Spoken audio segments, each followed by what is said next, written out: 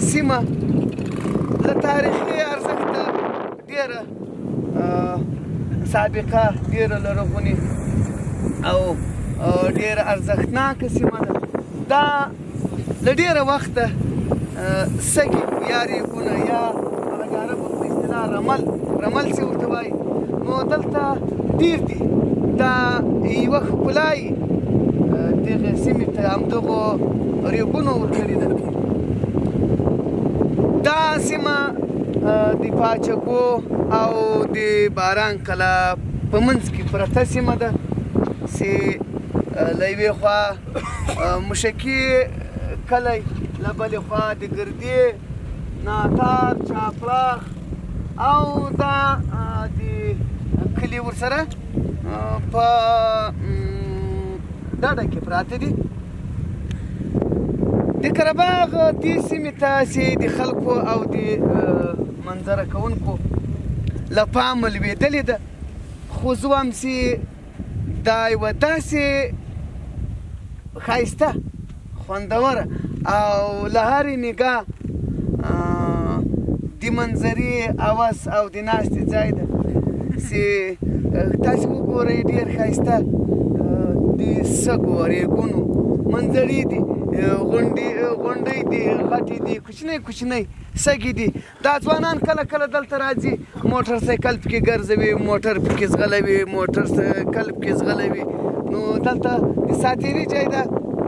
او دغه ډاګونه چې کوم ویني، دا ډاګونه په خلکو کې اوازې مختلفې دي. داسې اوازه لا موجوده ده چې دا دلته یو ډېر تاریخي ښار و. دا دوه کلاګانې اوس هم هغه تادونه معلومیږي چې دغه مخامخ دلته دوه دانې کلاګانې دي د دې دوو پاچایانو ترمنځ. بیا دلته غټ ښار ده، غټه پاچایي ده. نو پخوا دا خلکو درنې هم بللې چې دلته دغه سیمې درنې دي، دغه ډاګونه درانه دي. بیا د پیریانو واده وشو چې بیا څوک راغلی و، بیا دلته خیمې ولاړې وې. خو ما په خپله نه دي څه لیدلي، یعنې هغه څه هغه اوازه مې درته وویل. خو د ښار نقشه معلومیږي، هغه کردونکي دا ټوله منطقه کردونکو اخیستې ده او ډېر څو سوه یا څو زره کاله مخکې چې هغه کردونکي رنګېدلي دي. رنګونه تر اوسه هم نه دي پاک شوي. نو دا معلومیږي چې دلته به څومره متمدن خلک، یا دلته به یو تمدن تیر شوی، یا به څومره متمدن خلک و دلته.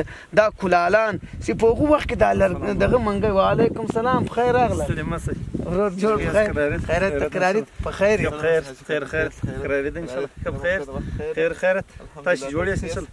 ښه په خیر یاست؟ الحمدلله. خیر اوسئ، خیر اوسئ. تاسې هم شکر د الحمدلله خوشحاله اوسئ. ماشاءالله تاسې هم راغلاست. نو د موږ مجلس بانډار به لا پسې ښکلی او ښایسته کوي. موږ خو راغلي یو پاچګو او د باران کلا منځ کې د قره باغ ولسوالۍ مربوطه سیمه ده.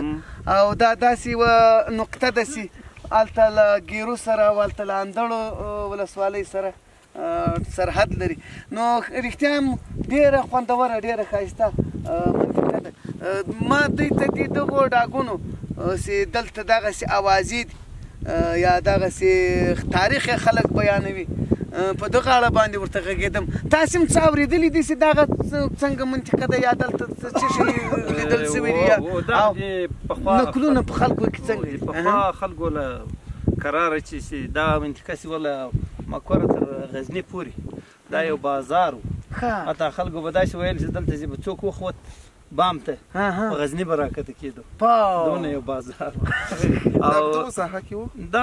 دا ټوله ساحه دغه مستقیما دا تر مقوره پورې. دلته تاسې څه شی لیدلي؟ ما خو پخپله لیدلي دي چې ډېر ښایسته کردونکي، یا په هغو وخت کې هغه خټین لوښي چې جوړ شوي دي، په هغو باندې داسې یو رنګ استعمال شوی ده چې که څو سوه یا څو زره کاله وتلي دي، هغه رنګ خپل اصلیت له لاسه نه ده ورکړی. هغه هم پراته دي. دلته یوه هدیره ده، نه پوهېږم دا هدیره به سر ته راغلي، هغه دغه اوس هم معلومېږي. هغه سکلیټ یا کوم د انسان جسم ده، هغه د ځمکې سر ته راغلی معلومېږي. هغه څوک داسې مړه شوي دي پراته دي.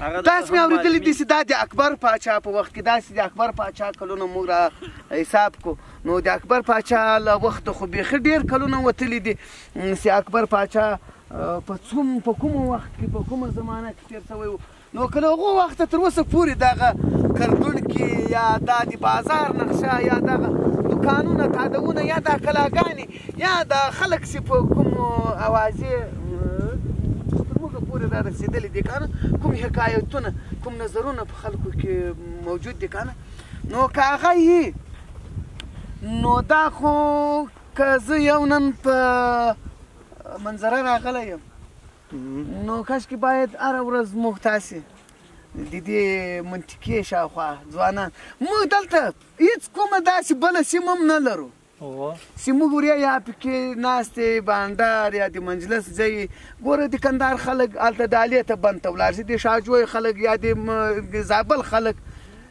د هرې منطقه کې یو ځای شته د موږ لپاره به خدای پاک دغه ځای پیدا کړی نو موږ وایو چې له ټولو ځوانانو ملګرو دوستانو چې هیله کېږي راځئ دلته به راځئ ساعت به م تېري پام به م غلط وي دا خلک به په موږ اباد وي موږ به په دې خلکو اباد دا منطقه چې ده د چکر منطقه ده کله چې باد نه وي او دغه بیا ریګ روان ده دغه بیا د دوی باندې بیا عرب له دومره اوسه سره بیا هغه هم ځي دغسې رمل ورته دغسې غټ ورته دغسې ځایونو ته که نه نو دلته نور خلک هم راځي دلته کله وخت ډېر وخت هغسې دغه راځي چکري خلک راځي په منظره باندې خلک راځي که نه څومره ښه به یې شي نور خلک هم هر وخت دلته راځي منظرې چکرې به که نه مننه د زرکشان میډیا او زرکشان یوټیوب چینل د فیسبوک باندې قدرمنو لیدونکو هیله ده